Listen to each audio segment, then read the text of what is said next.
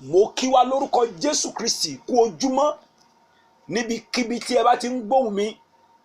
mi ò wá mọ̀ bóyá ọ̀sán alẹ́ ìrọ̀lẹ́ ni ẹ̀yin wà níbi tí ẹ wà. Ohun tí mo kàn sọ ni pé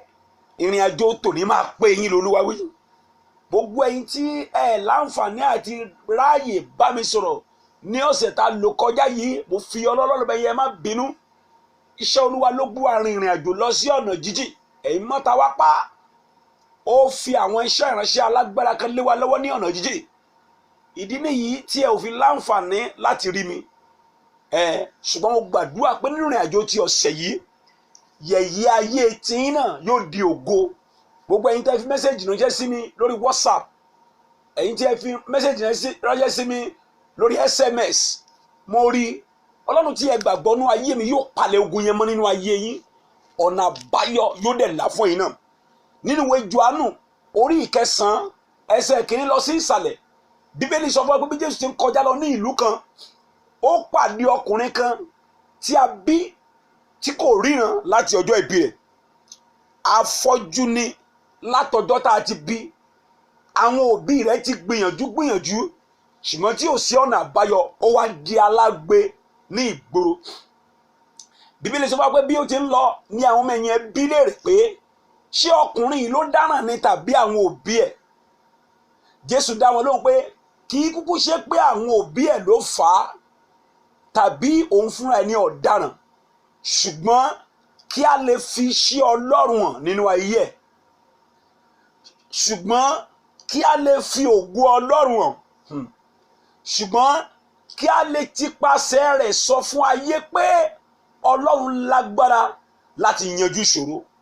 Ọ̀rẹ́ wa tó ń gbọ́ mi níbikíbi tó ti ń gbọ́ mi lọ́wọ́lọ́wọ́, ogun tó sì wà nínú ayé ẹ̀, ogun tó wà nínú ayé ẹ̀ tó ń bá fà tó ń bá pò ó yẹn, kì í ṣe ìpè Ọlọ́run fẹ́ ṣe nǹkan míì, kì í ṣe pé Ọlọ́run fẹ́ nǹkan míì, bí kò ṣe pé Ọlọ́run fẹ́ gba ògo lórí tó ń là kọjá. Ohun tí mò ń sọ rèé, Ọlọ́run kì í ṣe ìkà, Ọlọ́run kì í ṣe èèyàn burúkú tó fi dá ọ bó ṣe rí, ṣùgbọ́n Ọlọ́run tó mọ̀ọ́mọ̀ fẹ́ gba ògo nínú ẹ̀. Ok, jẹ́ kí n ṣe báyìí ṣàlàyé kó lè yí ẹ. Ǹjẹ́ o gbàgbọ́ pé Ọlọ́run fẹ́ gba ògo lórí negative things tó ń ṣẹlẹ̀ nínú ilé rẹ, nínú ayé rẹ, nínú ìgbéyàwó rẹ, lórí ọ̀rọ̀ iṣẹ́ rẹ, lórí ọ̀rọ̀ ẹ̀kọ́ rẹ? Ǹjẹ́ o gbàgbọ́ ṣá? Ọlọ́run fẹ́ gba ògo. Ó ti sọ wípé ògo mi ni èmi kì yóò jẹ́ kí ẹnikẹ́ni kó bá mi pín. Ok, lọ́nà wo náà ni Ọlọ́run yóò gba ògo? Ọ̀nà tí Ọlọ́run ti lè gba ògo òun ni pé kó wà lọ́dọ̀ rẹ̀, kó máa bá wọlé, kó máa bá jáde, kó wá ti inú ayé rẹ̀ ṣe kí gbogbo ayé kó lè mọ̀ pé òun ni Ọlọ́run. Nígbà tí onísun ẹ̀jẹ̀ máa gba ìyanu tiẹ̀, ó wà ní agbègbè ibi tí Jésù Kristi wà. Nígbà tí Bátíméwù afọ́jú máa gba ìyanu tiẹ̀, ẹ má gbàgbé agbègbè ibi tí Jésù wà ló ti gbà á. Ọkùnrin ará Gádárà yẹn ń kọ́, obìnrin Ṣúnémù yẹn ń kọ́, obìnrin Kénáánì ń kọ́, tí ara ọmọ rẹ̀ ò yá tá a sọ wípé oúnjẹ ajá a ò lè fi fún ọmọ. Nígbà tí Ánnà máa gba ìyanu tiẹ̀, má gbàgbé pé ní Olúwa ló ti gbà á. Gbọ́ di kókó ìmú, iye àwọn tí ọ̀rọ̀ ayé wọn, ìtìjú ayé wọn yóò padà lọ́la di ògo ni àwọn tó wà ní agbègbè ibi tí Ọlọ́run wà. Èyí tó wá ń túmọ̀ sí pé bó o bá ti súnmọ́ Ọlọ́run sí ni a ó fi ògo hàn sí nínú ayé rẹ̀.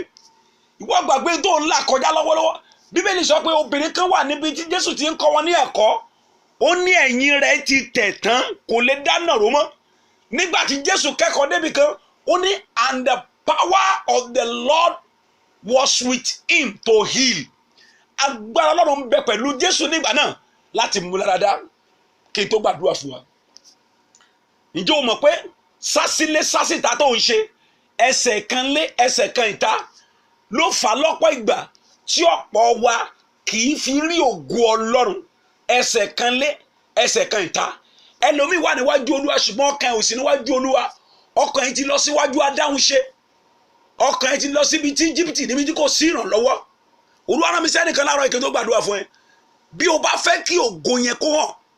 bí o bá fẹ́ kí Olúwa kó ṣe lẹ́ẹ̀kan sínú ayé ẹ fi ẹsẹ̀ méjèèjì rẹ dúró ní àyíká rẹ kó wà ní ẹ̀gbẹ́ rẹ kó wà ní ìhà rẹ yóò sì ṣe nínú ayé ẹ. Ó dá mo gbàdúrà fún ẹnìkan tó ń gbọ́ mi ogun ọjọ́ pípẹ́ rẹ ìṣòro ọjọ́ pípẹ́ rẹ tí ayé fi ń gàn ọ́ tí ayé fi ń bú ọ tí wọ́n ń bi ẹ́ pé níbo ni Ọlọ́run rẹ wà tí àwọn aláìgbàgbọ́ ń ṣáńtà Ọlọ́run rẹ wọ́n wá ń fi ẹ́ ta yín wọ́n ní ṣe bẹ́ẹ̀ lọ́lọ́run ṣe bẹ́ẹ̀ sọ́pẹ́ yín lọ́mọ Ọlọ́run ṣe bẹ́ẹ̀ ilẹ̀ lẹ́yìn lẹ́ ń sin lọ́hùn ẹ tún gbé bíbélì kiri ó dá o àwa tí ò gbé bíbélì gan ìdáyé wa gan wà dájú tí báyìí gbọ́ wọ́n ní kí n sọ fún ẹnìkan yẹ̀yẹ́ rẹ máa di ayẹyẹ ẹ̀gàn máa dògo ẹ̀gàn máa dògo ẹ̀gàn parada nílé tá a ti ń gbọ́ mi dògo ẹ̀gàn parada àṣẹ ló jáde látẹnu mi ẹ̀gàn parada kò di ògo nínú ilé tá a ti ń gbọ́ mi ẹ̀gàn iṣẹ́ ẹ̀gàn ọmọ ẹ̀gàn ọkọ ẹ̀gàn aya ẹ̀gàn ìlóyún ẹ̀gàn àlàáfíà ẹ̀gàn ìwé ìgbélú ẹ̀gàn ìlọsíwájú báyìí ni Olúwa wí ọ̀rọ̀ jáde àṣẹ tọ́lẹ́yìn ẹ̀gàn ayé yín kó dògo Bíbélì sọ pé èmi kò lè ṣaláì má ṣiṣẹ́ nígbà tí í ṣe ọ̀sán nítorí òru ń bọ̀ wá tí ẹnìkan kò lè ṣe yìn ara rẹ lógo bàbá yìn ara rẹ lógo jẹ́ kí gbogbo ògo jẹ́ tirẹ̀ o yìn ara rẹ lógo ẹ̀gàn ayé yín yẹn kó dògo yẹ̀yẹ́ yín kó di ayẹyẹ ìṣòro ọjọ́ pípẹ́ kó dohun ìgbàgbé lẹ́ni ọjọ́ ìsinmi èmi náà sọ lórúkọ Olúwa Ọlọ́run sọ́ni bí a ti la ọkùnrin nì lójú lọ́jọ́ kiri àná lèmi náà pàṣẹ pé kí lẹ́ni ọjọ́ ìsinmi kí ogun ayé yín kó ṣẹ́ kí ilẹ̀ kó yanu gbé ogun ayé yín mi bẹ́ẹ̀ ló ṣe máa rí wò ó oòrùn tó máa jáde lónìí kó tó wọ̀ bí ìgbàgbọ́ rẹ bá dàpọ̀ mọ́ ogun rẹ ò ní rí mọ́ yẹ̀yẹ́ rẹ á di ayẹyẹ a ó ṣìwé ìrántí kàn ọ́ ó sì lọ́jọ́ ẹ̀yẹ lórúkọ Jésù Kristi Olúwa wa àmín. Àyànfẹ́ iye àwọn kan tó máa gba ìyanu asúnmọ́ Ọlọ́run lè jẹ́ kí n sọ léè fún ẹ lójoojúmọ́ ni Ọlọ́run rìlíìsì ìyanu sínú ayé kò sí ilé ọjọ́ kan tó máa mọ́ tí a ò ní rán ìyanu wọnú ayé wa ní apá kan ní ìyà kan táwọn kan ò ní pariwo praise the Lord sí Ọlọ́run. Olúwa wa ní kí n sọ fún ẹnìkan tó ń gbọ́ mi lọ́wọ́lọ́wọ́ pé lẹ́yìn àdúà tí mo gbà tó tún máa gbà láàárọ̀ yìí ìwọ lókù tí a máa rán áńgẹ́lì oníròyìn ayọ̀ sí áńgẹ́lì oníròyìn ayọ̀ lọ sí abúlé kan ó rí obìnrin kan níbẹ̀ ó ní alábùkún fún ní ìwọ láàrin àwọn obìnrin nítorí pé ìwọ ló yóò lóyún ohun tí ó sì tinú rẹ wá yóò jẹ́ nǹkan mímọ́. Olúwa ní kí n sọ fún ẹnìkan pé lẹ́yìn àdúà mi pẹ̀lú rẹ láàárọ̀ yìí áńgẹ́lì oníròyìn the minister for information in heaven shall visit you and nurse the program of God for you. Ó ń bọ̀ wá ẹ̀ka mọ́lé aka ẹ̀ mọ́lé á lè jí sí ayọ̀ látọ̀dọ̀ Ọlọ́run fún ẹ ní Olúwa wí. Wò ó má sọ̀rọ̀ ìtinú Jésù yóò ṣe ìwọ ni mò ń bámu kì í ṣe lómi ìwọ gangan tó ń gbọ́ mi ìwọ lára mi sí Jésù yóò ṣe nínú ayé rẹ. Wò ó wàá tẹ invitation ayọ̀ ṣe lórí ọ̀rọ̀ iṣẹ́ ọmọ rẹ lórí ọ̀rọ̀ ìgbéyàwó ọmọ rẹ lórí ọ̀rọ̀ wọ́n fúnra rẹ àìlera kan wà ní ayé ẹ àmúbọ́ àṣetì àfàìtóra àléìbá àmúbọ́ rere àníṣẹ́ oyún ṣíṣí ní ìkórìtà àṣeyọrí èmi dúró lórúkọ Olúwa Ọlọ́run sọ ni pé bí Olúwa ti ń bẹ tí ẹ̀mí ẹ̀ ń bẹ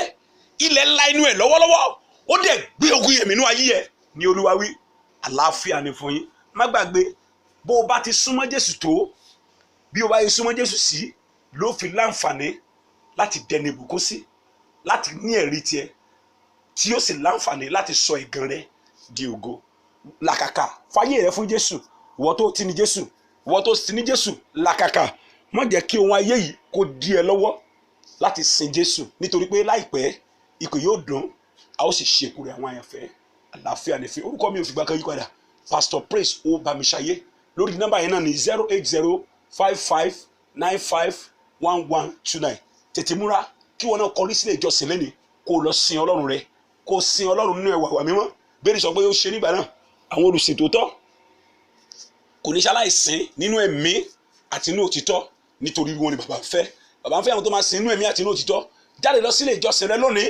kó lọ jọ́sìn níwájú Olúwa kó yìn fún tó ti ṣe nípa bẹ́ẹ̀ ó lè láǹfààní sí àwọn nǹkan tó kù tó ń retí kó ṣe inú ayé rẹ láfíà ní fún yín